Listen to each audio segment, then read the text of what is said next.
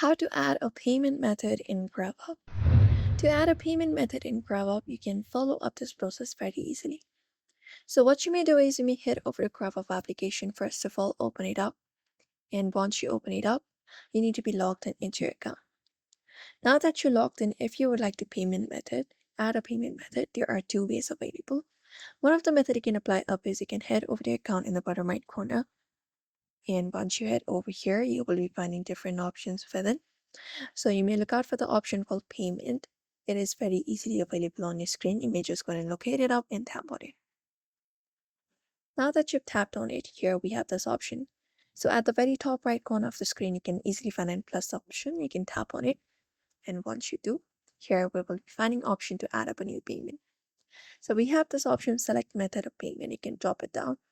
And after that, after you do so, you can select credit, PayPal, or Amazon Pay. We have three options available. So you can just go and select one of them. After that is done, you need to provide your card number. Here in this card number section, you can even scan if you prefer. And you can provide an expiration date of the card number and the expiration year. After that, the security code and the billing postal code that will be available in your card. You can just go ahead and watch it out and enter it up here. And all you gotta do is once it is entered, you can look out for this option called save and process. And once you tap on it, you will directly be adding payment method in Grubhub.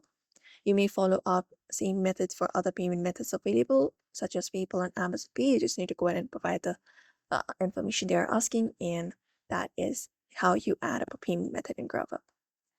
So that's it for today's video. You may follow up this method. So I hope this video was helpful. Give it a thumbs up and subscribe for more tips and tutorials. And we'll be seeing you in another video.